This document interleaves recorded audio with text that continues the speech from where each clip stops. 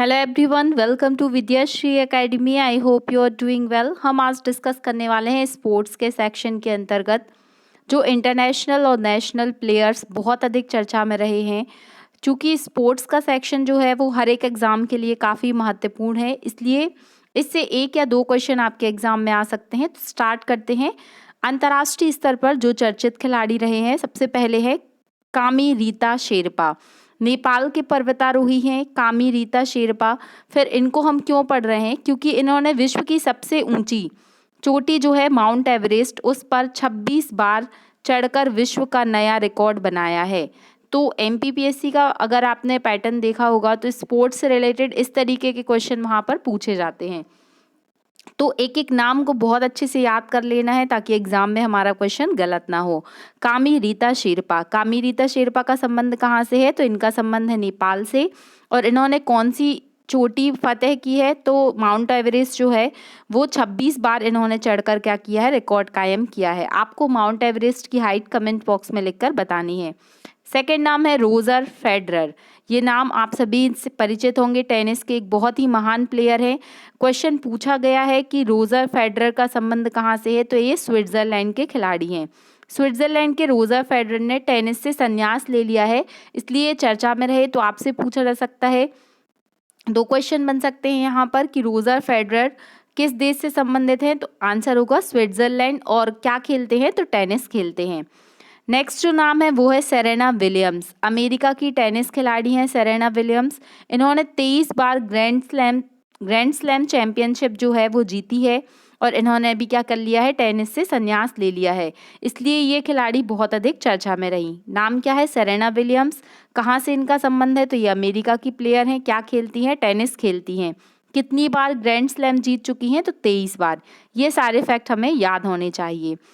Next बात करते हैं कैप्टन कूल की। तो ब्रिटिश पर्वतारोही जिसने 16 बार एवरेस्ट को फतेह किया है। ये कैप्टन कूल जो है वो धोनी नहीं है, ये कैप्टन कूल है ब्रिटिश पर्वतारोही जिन्होंने 16 बार एवरेस्ट को फतेह किया है।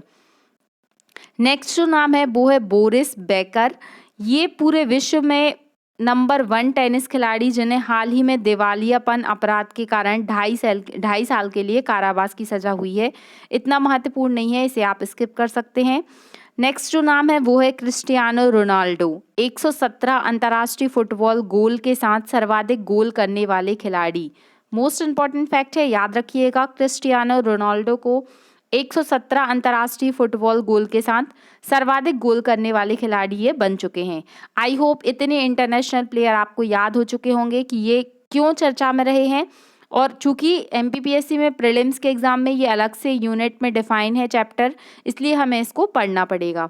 एक बार रिवाइज कर लेते हैं। क्रिस्टियानो रोनाल्डो ने क्या किया है? 117 अंतर्राष्ट्रीय फुटबॉल गोल के साथ सर्वाधिक गोल करने वाले खिलाड़ी कौन बन चुके हैं? रोनाल्डो बन चुके हैं। सेरेना विलियम्स, याद रखिएगा, इन्होंने 23 बार ग्रैंड स्लैम जीता है और टेनिस से संन्यास ले लिया है। कामी रीता शेरपा, इन्होंने क्या किया है? 26 बार माउंट एवरेस्ट फतेह किया है। इनका संबंध नेपाल से है। तो आई होप इतना आपको याद हो गया होगा। अब ये हमने बात कर ली इंटरनेशनल प्लेयर। अब हम आते हैं अपने भारतीय खिलाड़ियों के बारे में जानने के लिए। तो सुनील गावस्कर, इंग्लैंड के लीसेस्टर क्रिकेट ग्राउंड का जो नाम है वो भारत के महान क्रिकेटर सुनील गावस्कर के नाम पर रखने की घोषणा की गई है। तो ये काफ़ी प्राउड की बात है कि भारतीय खिलाड़ी के नाम पर इंग्लैंड का जो ग्राउंड है, क्रिकेट का ग्राउंड, उसका नाम चेंज किया जा रहा है।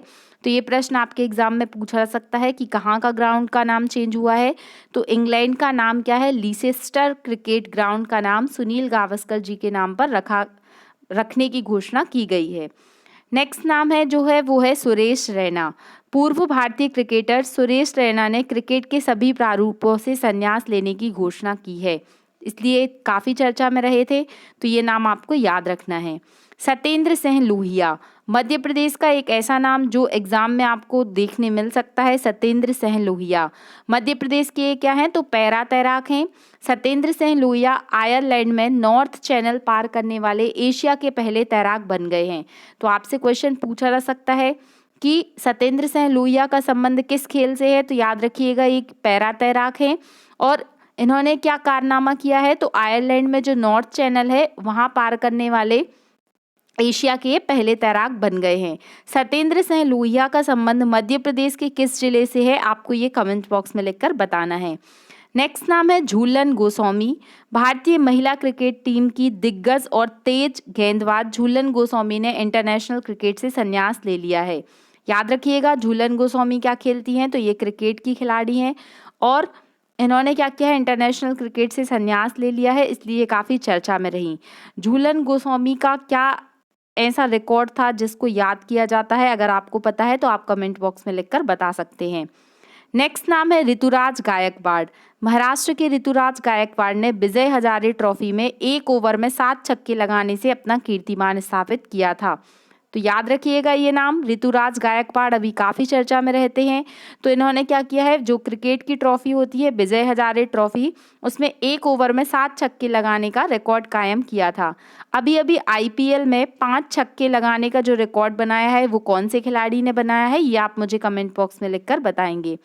अब बात करते हैं गोल्डन बॉय नीरज चोपड़ा की। फिनलैंड में आयोजित टैंक एंड एथलीट चैंपियनशिप जो हुई थी उसमें 86.69 मीटर जेवलिन थ्रो फेंक कर गोल्ड जीतने वाले कौन थे, वो थे नीरज चोपड़ा।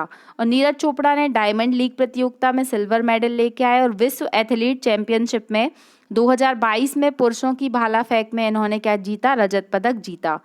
और ओलंपिक में ये कौन सा पदक लेके आए ये तो आप सभी जानते होंगे, फिर भी अगर आपको नहीं पता है तो आप सर्च करके बताएं, लेकिन कमेंट बॉक्स में लिखकर इसका आंसर ज़रूर बताएं। तो फिनलैंड में आयोजित टैंक एथलीट, ये चूंकि नीरज चोपड़ा काफ़ी चर्चा में रहे तो इनके आपको सारे अवार्ड्स याद करने पड़ेंगे, मतलब सारे रिकॉर्ड्स याद करने पड़ेंगे, क्योंकि ऐसा क्वेश्चन भी पूछा जा चुका है कि इनका जो मैक्सिमम जेवलिन थ्रो इन्होंने फेंका था वो कितने मीटर तक का था।